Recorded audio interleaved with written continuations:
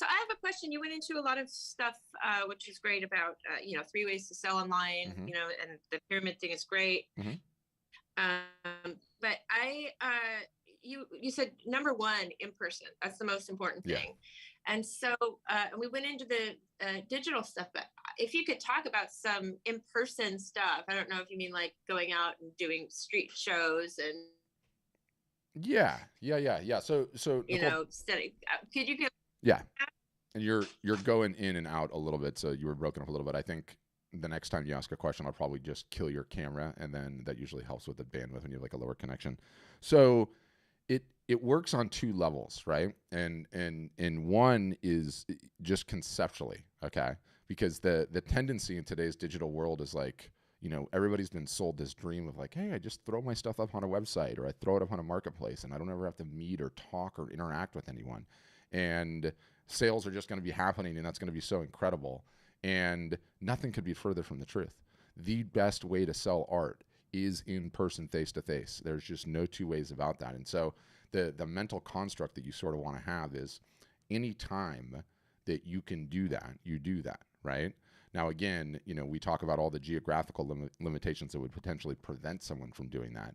That's all well and good. But guess what? Jumping into a Zoom call, like what we're doing right here, is the next best thing, right? Like, if you're in a situation or a scenario where somebody sends you a message on Instagram and it's like, hey, Nicole, I'm really, really interested in that piece, that piece that you just showed two slides ago in the feed. Can we talk about that? You could A, send him another message on Instagram. You could B, say, yeah, no problem. It's for sale on my website. Go to my website. Or you could go C, you know what? I've got it right here on hand. If you want to jump into a Zoom call or a FaceTime, I'd love to show it to you and talk to you about it. And that is the highest leveraged, that is the best way to sell art, period. And no one ever wants to do it. And, for most artists, you're not selling 75 pieces a month. Okay. So if you have three of those situations that pop up in a month and you have the ability to jump into a video call with them, do it. It doesn't mean that the website is not important. The website is critically important for all the reasons that I alluded to in the video, right? Which is, you have to sleep, right? You do have to have somewhere people can discover you and find you and browse and do all the various different things.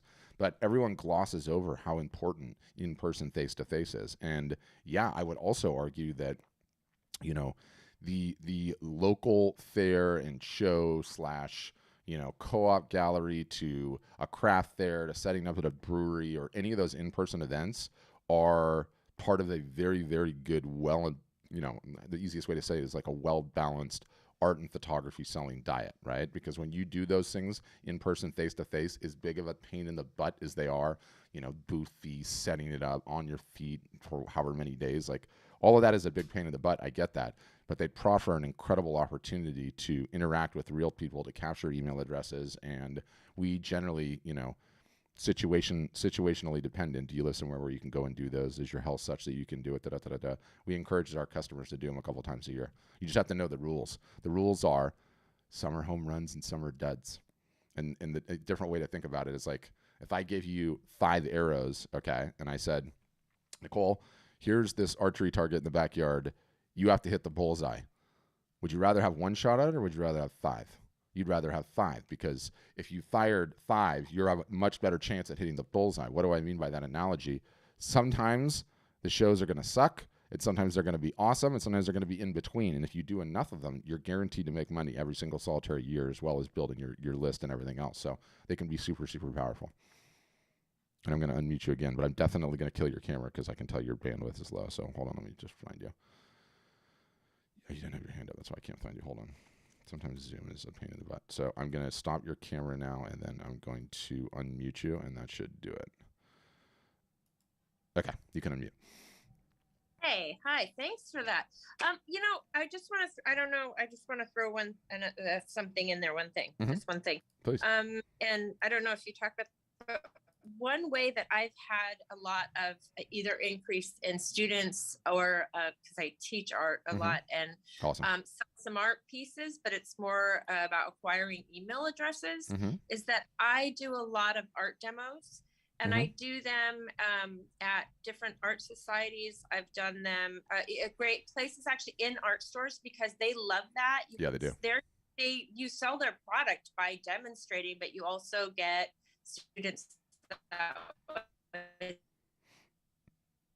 throw valuable ideas. Yeah, you went in and out, but are you asking whether or not I endorse that? I 100% endorse that. And what you want to do every single solitary time you're doing one of those demos in the future is have a little clipboard out and say, I'm giving away a free class, enter to win, right? Ooh. And the next thing you know, instead of signing up 1 or 2 people per demo session, you'll sign up 10, 15, or 20. It's no different than when you do an art show, a craft fair in person. You need to have a print or a something or other people can enter to win. And then what ends up happening, you get a bunch more emails than you would have. Then the show ends. Then you get home and you go, hey guys, thanks so much for entering. I'm happy to announce the winner. For everyone else, because I don't ever win anything either, take 10% off store-wide. In your case, take 10% off, signing up for this course, deal ends Friday or whatever. So that's how you play it. Cool. Yeah. I'm full of tricks like that, Nicole. You would be surprised. This is great. I'll mute myself now because I don't want to. All good. All good. I wouldn't be a marketer worth my salt if I didn't ask. How did you find us? Instagram. Nice. Yes. Yeah, it was your talk about, I hope you can hear me okay. I can. It was your Instagram when you were talking about feeds and to reply to feeds with more feeds. And my mind just went boom. Yeah. Because I've never done the reels. Yeah, most people haven't, and it's huge. Reply with more reels. Yeah. Yeah. And so, it just totally made my brain explode. As it should. Way to pay attention. And thanks for telling me. I love hearing that. Yeah. Thanks, Nicole. All right, John, you're up next. Go ahead, John. Hey, Patrick. Congrats on a fantastic platform and a fantastic community you're building. Thanks. I really like your live virtual show, your video show idea, and I kind of can't wait to do it. I totally get it. Mm-hmm. What element of closing sales would you suggest we would take place during that video presentation? Is it completely passive and you're just allowing your collectors and your potential collectors? Oh, that's such a great question. Such a great question. The way to think about them is no different. And where are you from, by the way, with that accent? I love your accent. I'm from Scotland, but I'm tuning in from London. Nice. I'm a London-based photographer. My father-in-law what am I looking for? When you come from somewhere, what is brain fart on a word? Hails from Cowdenbeath. Cowdenbeath, very good. Yeah, which is a tough town, and he grew up in a very tough environment. And I took him to a soccer game once, and he was in like his 70s. Sorry, guys, quick Scottish funny tangent. And my buddy, who was like 30 at the time, was giving my 70-year-old father-in-law a little stick, and he straight gave him the business right there in the stands. And I was like, do not mess with Scottish kids from coal mines. Do not mess with them. Anyway, that always makes me laugh. I want to show you something because, one, I'm going to send this to all of you guys, okay? It's in this email that I'm going to send you afterwards, and it's the how-to guide to run live art shows, and it's a quick start guide. And it's cool because I lay out, you guys just saw it, whatever, in the video capacity, but in here, I lay out step by step why these things are so smart and why they're so incredible. And then when you get down here at the very bottom, there's a guide, and you just send me the guide, please.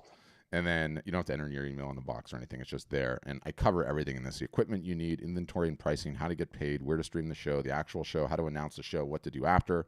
And then down at the very bottom are some like complete shows that you can watch from start to finish that we did with a couple of our customers. So some really good context in there that I think will help you. So something to look into. Early on, before you've run one, you have the tendency to, contemplate all the what ifs, right? Don't contemplate the what ifs. Put the bike out in the street, jump on it, and just start pedaling until you fall flat on your face, right? Like, I could go live on Instagram right now, grab this piece, and be like, guys, I'm in a particularly good mood today. This is an acrylic print of my piece called such and such, and I'm having a flash sale on it for the next 24 hours. Anyone that sends me a DM on Instagram in the next 24 hours gets this piece, talk about the inspiration, for 30% off. Just send me a DM. Done. That was the live art show that I just ran right there. And then I send it to my email list. It can be as simple as that. It can be the more drawn out dog and pony. The reality is that you're going to be running thousands of them because they are that effective. Do not overthink it. Just do one. Whatever you can do. Grab whatever inventory you have on hand and give it a shot. Follow my guide and go for it. You'll love it. Okay. They're just insanely effective. Okay. That's interesting because you are in that bite-sized one. You are financially incentivizing. You may have talked about the inspiration, but you're putting that message across really clearly. 30% off today only. DM me. I'm not put off. I'm just interested in to what extent are we romanticizing the work, and to what extent are we saying, for the next 24 hours, all of you who tuned in can use this discount code. But listen, you don't need to elaborate. I look forward to receiving the guide. I think this is for me personally, I have a space. I have a pop-up gallery space. This is a really God, those are the best. Those are the best to be able to run them inside. Area for me. Yeah, they're the best to be able to run them inside. And you saw that one that I did with my buddy. He had a gallery show, and then the next day we ran it in there, and it's just so effective when it's all beautiful on the wall and in the nice gallery setting. Yeah. In terms of because I know the undertone to the question that you just asked. The only two brands that sell and don't discount that I'm aware of are Louis Vuitton and Tiffany's. Ironically enough, I believe they just merged. And there's this tendency, and it is the single solitary biggest bullshit lie that exists in the art and photography world that says, do not run sales and do not run discounts. It cheapens the work. People are going to think less of you. All of the rest of the garbage there. It doesn't matter whether you're on the low end or whether you're on the high end. And it's even more profound on the high end. When you start getting into the pieces that cost over 50, 60, 70, 80, 100, all the way to $1 million, the sheer amount of negotiation and grinding that goes on there is staggering. It is just maths, right? Human beings, us as creatures, are wired. We need discounts plus scarcity to get us to take action. It's just maths. It's just maths. But it's hard. It's really, really hard to do it. You're like, how could I possibly have a deal right now? I feel so cheap running a deal. Like, I just ran a sale. Everyone's going to see it. And nothing could be further from the truth. And it takes reps and sets to get there. It's not an easy pill to swallow early on. You're already there mentally. You just got to do it. And the problem is if you don't believe in yourself, it'll come through on video and people will smell it. They'll be like, John ain't into this, right? Like, I don't know what's going on here. Yeah. No, I agree with you about the discount thing. I totally agree with you. Thank you. I really look forward to receiving that guide, and I think I might try and feed back to you as I start putting my first show together. Really great chatting to you. I'll mute now and let someone else step up. Awesome. Thanks, John. Yeah, and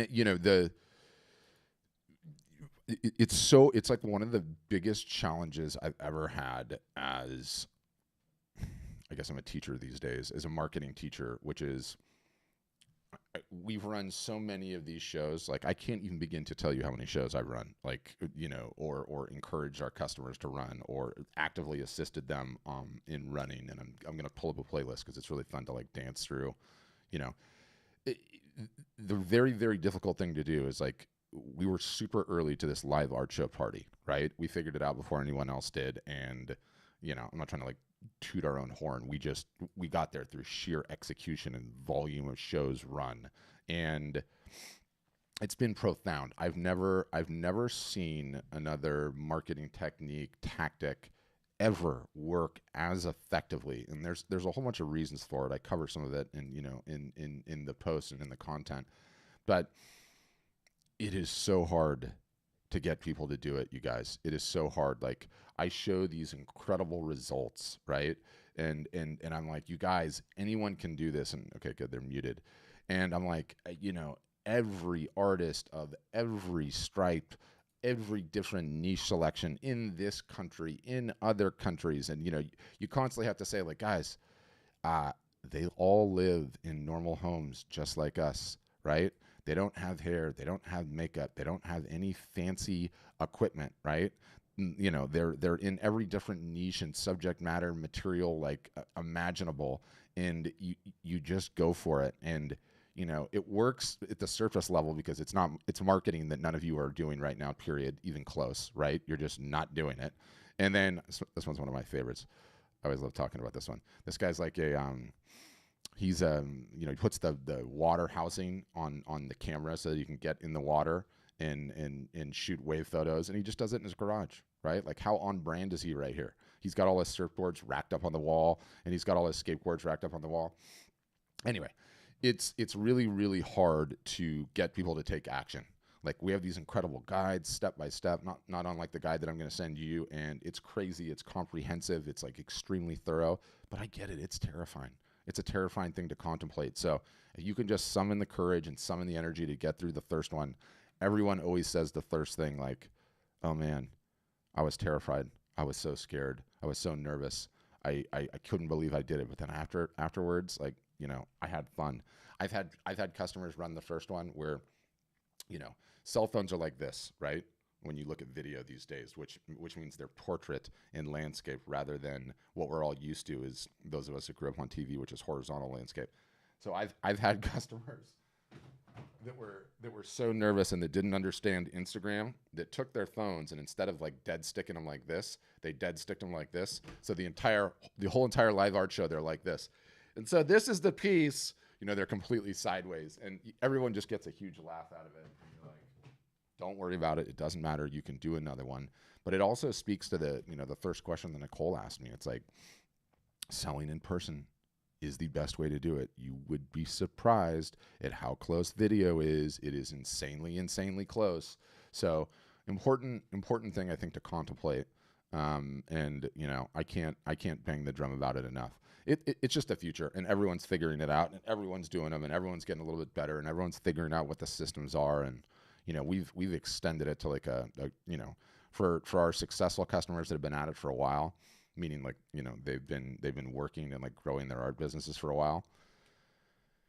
And I love giving away all the tricks because no one ever does it. They will announce the live art show. Okay. They will announce the live art show. And let's just say they're going to announce the date let's say they're going to announce the date of the show on Monday. It's the following week, Wednesday. On Wednesday, the week before, they'll email all of their collectors and they'll be like, as my way of saying thanks for patronizing the business and supporting me in the past, I want to invite all of you guys to a private art show that is a Zoom session that's just for you guys. You get to see the work before anyone else. If you want to just see it and comment, fantastic. If you'd like to purchase anything, awesome. And so they'll have a Zoom call with their collectors, doesn't matter what size the list is, and have a show just for them. Then that following Wednesday, they'll have the public art show, right? And so it gives you 2 bites at the apple. And you know, there's so much tradecraft that goes into it, but it's amazing. I'm just such an advocate. It is such a fantastic way to do it. And you know, you could do 10 a week. You could do 10 a week. You could do 10 a day. There's no limit. There's just no limit. And they don't cost anything. And all of you guys already have the equipment in your hands. You could be doing them. You know, you could be doing them today. So I'm just such a huge fan. Such a huge fan. But who else, guys? Questions? Can be about anything that we do at Art Storefronts, where you are in your business, what you're struggling with, anything digital marketing related. We can get into sales. We can get into reels. Really, whatever you guys would like to talk about. That's the whole point of it. So you can throw a question in the chat, or you can ask otherwise, or I can rant a little bit on reels if you guys like. You know, which is the one thing that got. I can't remember her name. What was her name? She's still here. Anyway, what she was asking about, I'm terrible with names. It takes me like 15 times to get a name. Just how I'm wired. But yeah, up to you guys. And I should also mention too, you know, we've got big art selling holidays coming around the corner. You know, fundamentally, this business, you know, selling art, selling photography is about normal marketing and then running a sale. Normal marketing and then running a sale. Normal marketing and then running a sale, and it never stops. And, you know, I was thinking about this. I'm actually going to record an Instagram live about this after the fact. Everything that you guys are doing as artists, okay, all you're attempting to do is duplicate what's already working in retail, okay? And what do we have coming up? We've got Memorial Day coming up. We've got Father's Day coming up. We have July 4th coming up. All the normal retailers are going to be having big sales. Why? Because it works. It's just psychology. It's just psychology at the end of the day. The discount plus the scarcity, okay? And so big art selling holidays are coming up. We're having a huge Father's Day sale with like a crazy discount on a bunch of different things. And so then if you guys are interested in joining, it is a fantastic time to get up, running, ready, get your site in the water, and get ready to start selling on these big art selling holidays. And then the big one that's looming out there is Amazon Prime Day, which is just an epic day for art sales. We had a great amount of our customers run a huge sale for Prime Day last year, and it was just fantastically successful. So how do you get your audience to take action? Yeah, so Sandra, that's what I'm talking about. Like it's maths, okay? It's a mathematical equation. Human beings, okay? We take action when we are presented with a discount and a scarcity, okay? The discount is some percentage off in any capacity imaginable. $5 off, $10 off, 2 for 1, 15% off. The scarcity is the fact that it's going to end. Sale ends today. Sale ends Friday. Sale ends in 4 days. You know, there's a reason that every single solitary retail store uses that. And let's go to the Amazon Prime Day example, right? Amazon Prime Day, which has now turned out to be, I think, the third biggest single e-commerce shopping event in the entire world, outside of Black Friday, Cyber Monday in this country, and what's called Singles Day in China. And what do they have there? Save on everything store-wide, sale lasts 2 days. Discount, scarcity. It's just maths. That's it. So you have that, Sandro, in your offerings when you're running a sale, and you will find that it gets human beings to take action when we otherwise wouldn't. You need to inject some urgency into the scenario. And it's a really hard thing for artists to do. It's a hard thing for most people to do, but you realize the minute you do it, it's like, oh, it's just maths. There's no emotion. There's no emotion in it whatsoever. This is just maths. It is a known characteristic of the way that we humans behave. Retailers have been doing it for centuries and centuries and centuries. No reinventing the wheel. Just do what everyone else is doing. That's the bottom line. But who else, guys? Questions? I was going to pick on you, Dwayne, because you turned your camera on. I was like, Dwayne's got a question. He's like, no, I'm just here to watch. It's all good. It's all good. Some days people are super into asking the questions, and some days not. Another thing that I can part on you guys, and most people are maybe somewhat aware, loosely aware, not aware at all, but Instagram Reels, okay, represent one of the single solitary most insane advancements to a platform. And I'll just kind of flick through a couple of them while I'm talking about them. The normal way a social network works, you guys, is let's say I follow Dwayne and Dwayne follows me on Instagram. Okay, so because I'm following Dwayne, I stand a chance of actually seeing Dwayne's posts. So Dwayne creates content, and Facebook works this way, Instagram works this way, YouTube works this way, they all work this way. In order for me to see what he's posting, I either have to follow him or somebody has to send it to me or share it with me or whatever. So Instagram Reels is completely changing this. And I should say everyone copies everyone verbatim in social media landscape today. It's just the way that it works. And it goes back to what I was saying about attention. Attention is the currency of the land. So TikTok originally came out with this format. Instagram was like, wow, this is doing really well. They copied it verbatim. And then YouTube was like, wow, this is doing really well. They copied it verbatim. You can almost hardly tell the difference between the three. They've copied each other so verbatim. But why it's changed everything is what happens is because Instagram is at war with TikTok and at war with YouTube, and they're competing for our eyeballs, our attention, what happens here is they will start showing your social media posts to people that do not follow you. Not only that, do you notice how there's the person's name and a little follow button? So I can just click follow, and now I'm following that person, right? So if you make Reels and you give them to Instagram, and there's a bunch of different ways you can go about this and learn how to do this, and we can talk more about it if you're so inclined.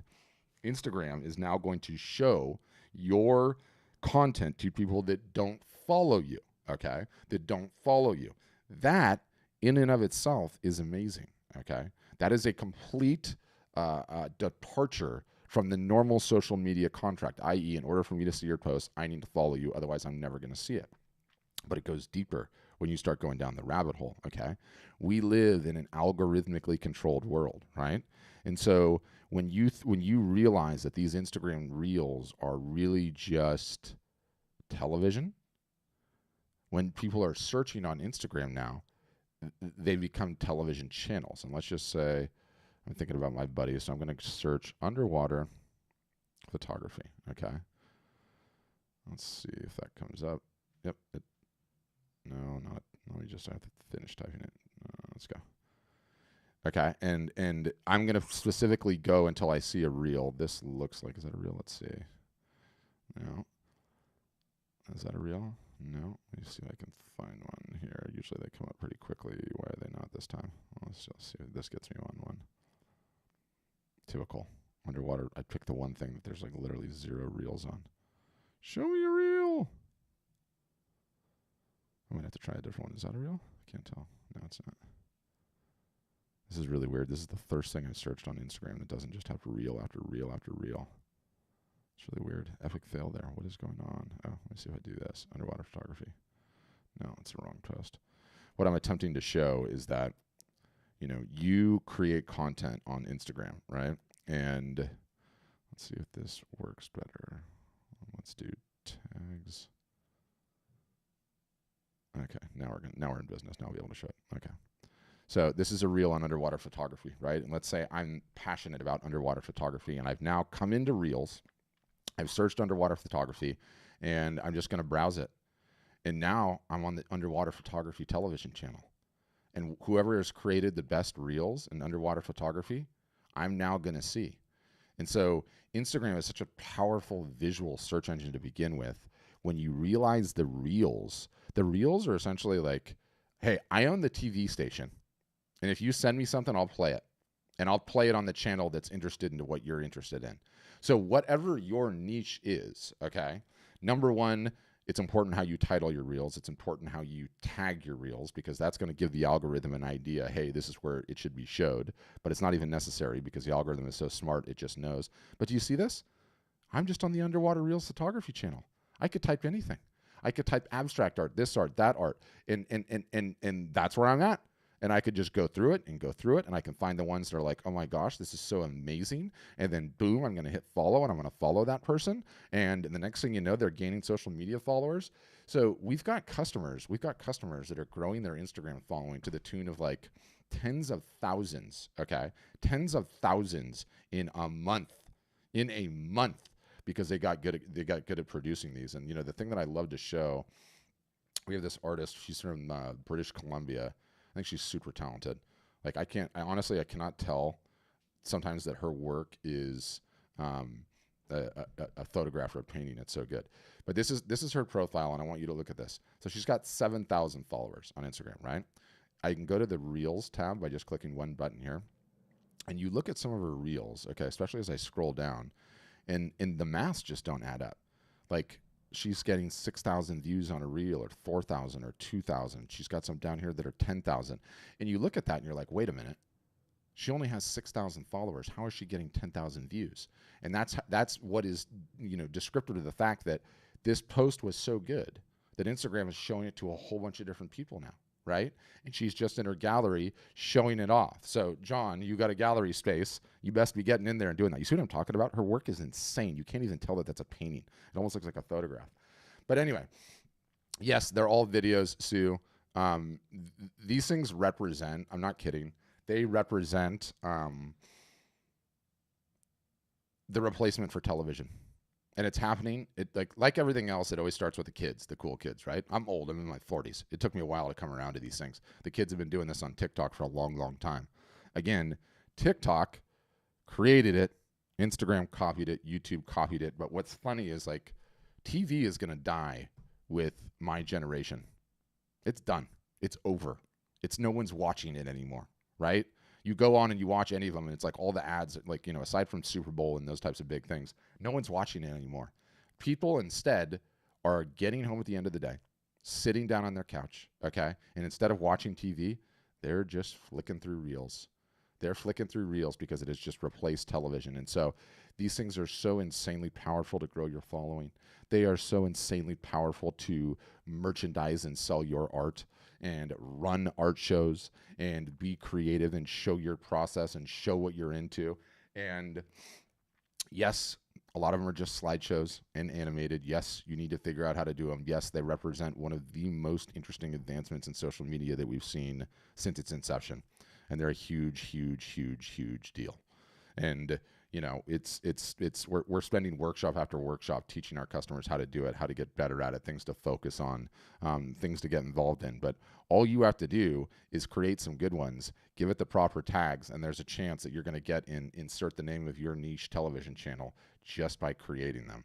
So to the extent that you guys have never created any or don't even have any idea what it is, don't worry. Just get onto Instagram and consume some, okay? All you have to do is open up your Instagram feed, okay, and go down the rabbit hole. You can search like I did, or you can just go to a particular video, this is a reel, and then just start swiping up and just go down the rabbit hole and get some creative ideas of, hey, what's one that I could do, right?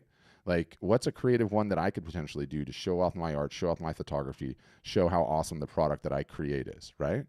Like, once you start doing this, you'll just make notes and be like, oh, I could totally do that. That was creative. Ooh, I could totally do that. That was creative. That's a great idea, you know. And by the way, you can use music license free.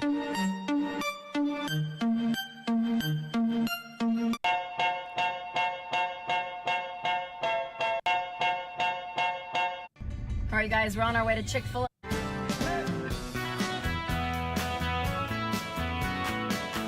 Notice how much better the content is when it has some of the most popular music in the world, right? And you can use all the music for free. So an extremely compelling product. So anyway, where I was going with all that is if you've never made a reel before, just go and explore, right? Go and explore and get some ideas, then make your first one, and then you'll start making more and more and more. And as you get more and more sophisticated, then you realize that they end up becoming a part of every single solitary marketing opportunity you have. Having a sale, you're going to run reels throughout the sale, talking about the sale. Having a live art show, you're going to run reels up to the live art show, telling people to get on the live art show. Trying to sell classes, you're going to run reels trying to sell the classes. And they really represent a massive fundamental change. And, you know, lest any of you non-technologically advanced, less technologically sophisticated people are starting to worry, like, some of our oldest customers are absolutely crushing this. People in their 60s and 70s are crushing them. They are super fun, they're super easy, and they're totally creative. You can make it. So that's what I would say to that. All right, Ralph sent me a question. I don't know if you want to do audio or video, Ralph. Let me know if you do, or if you just want to stick to the chat, and then I can read the question out. But usually, yeah, go ahead. Ask your question, and then I'll give you a good answer on this one. So, Patrick, how important is it to have a niche, and how far down does that niche have to go? For instance, landscapes. Okay, you're a landscape photographer. Mm-hmm. Do you have to be a sunset landscape photographer? Do you have to be just desert? How far down the rabbit hole do you have to go to be effective? At what point do you cut off, or can you be a generalist? Ralph, what sort of food do you have to cook to be a great chef? Thank you. That's literally what it is at the end of the day. To answer your question, though, more fundamentally, what I've seen, it's the nature of the human mind to attempt to understand an industry by looking for some formula of success, like what's working for other people, like what's worked out there. I've been doing that my entire career, trying to figure out this industry and apply mathematical formulas to it of one stripe or another. How many emails does someone need to have on an email list? How many on their collector list? How many Facebook followers? How many Instagram followers? How many sales do they run a year? And the beautiful thing about this industry in particular that is there's no one-size-fits-all plan, and there's no one-size-fits-all way to do it. And I've been doing this long enough now that I've seen everything imaginable under the sun, okay? I've seen people that have 18 different niches and they're killing it. I've seen people that only do one type of art and will only ever do one type of art. Like, case in point, I've got her up on Instagram right now. This gal, her name's Betty Franks. And like, you look at her profile, her art is her art and it's her style, and she doesn't deviate it from it at all. And you know what? She doesn't have to. She found her niche because, you know, every single solitaire piece looks the same, right? For like the same style. And she found her niche, and this woman can't keep anything in stock, period. Everything that she paints just disappears. She's one of the rare ones. The majority of my other like best-selling customers are constantly experimenting and trying new things and pivoting and trying new directions, right?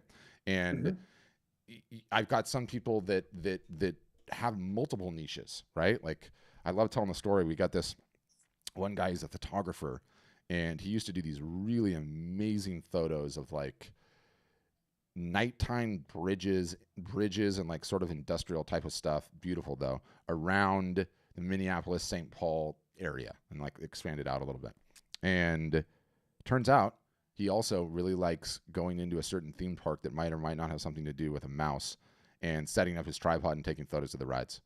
Now 60% of his business is the mouse thing, and 40% of his business is the other thing, both up on the same website. How do you answer for those questions, right? And the long and the short of it is, you don't have to.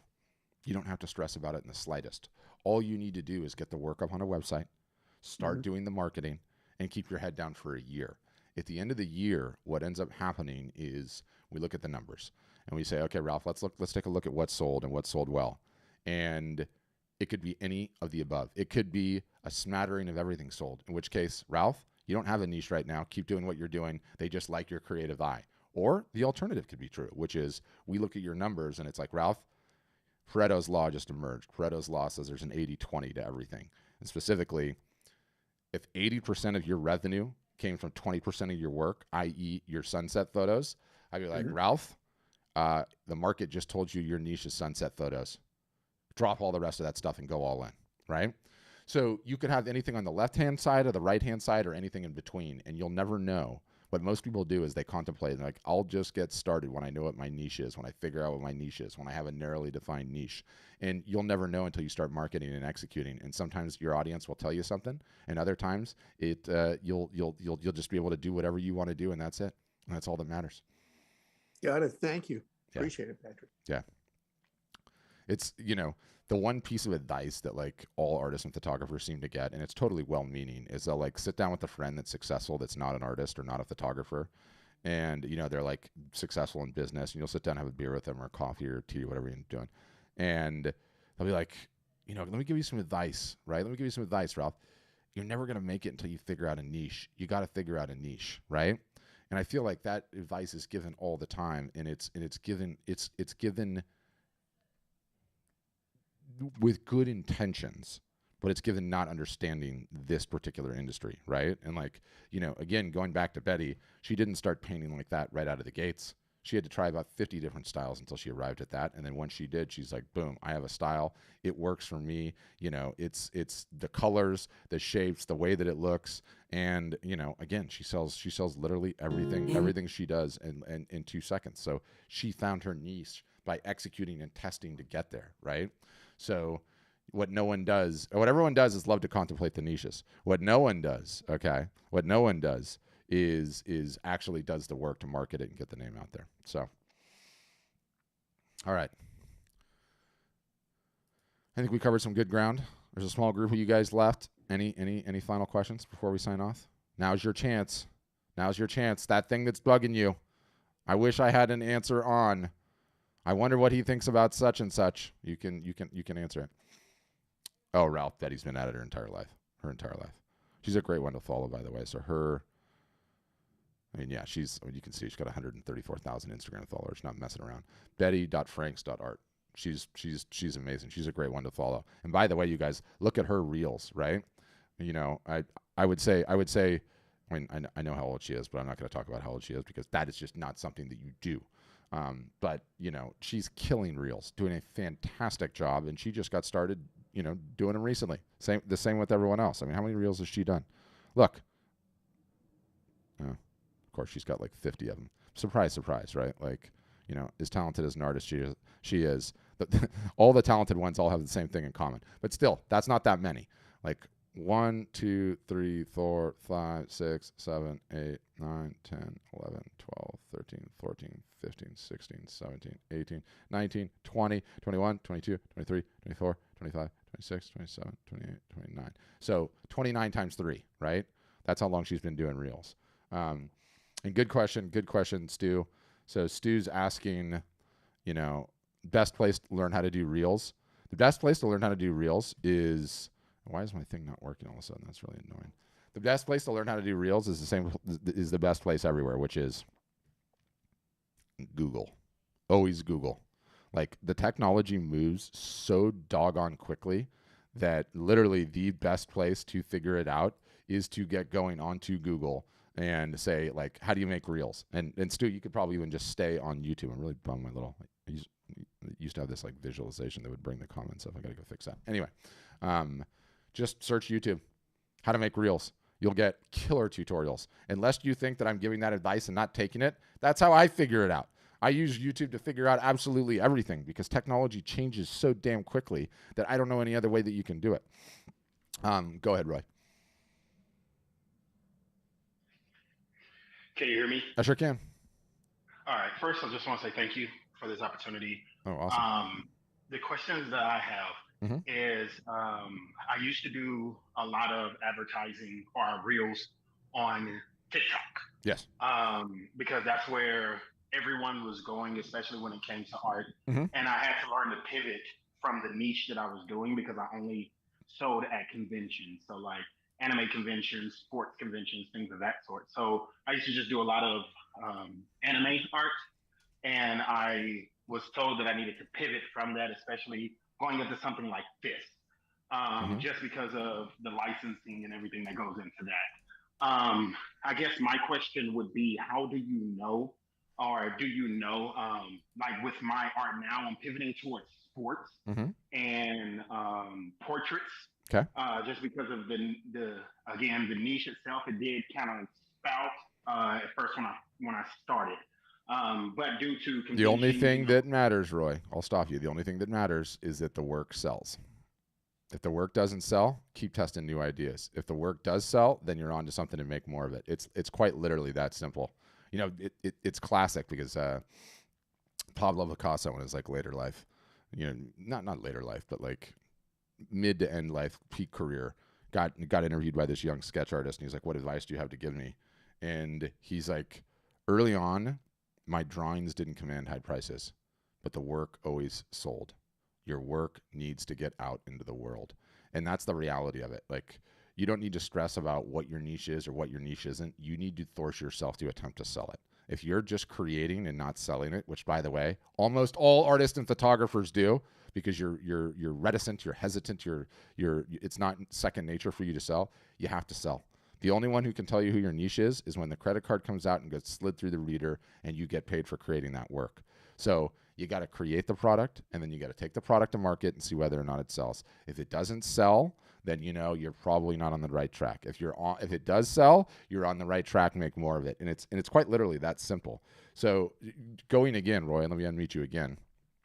All those times along the lines, were you attempting to sell? Were you saying like, hey, this is for sale, this is for sale, this is for sale, running sales or getting it in front of eyeballs, or did you just change niche willy-nilly? You'll have to unmute again. I can't hear you. Sorry. No? Okay. It was based on sales, and when the sales dipped, that's when I tried to make the pivot. Yeah, got it. And the other thing about pivots too is like, you know, I like thinking about like the monkey, right? Like, hold on to the branch where you've made the sales, and then go and try and grab some other branches, but don't let go of the one that you have. You know, some of that work is sold, so you'll be able to keep selling that stuff. But that's where you just try the new ideas in new directions, right? And sorry, I don't know why that got popped on my screen.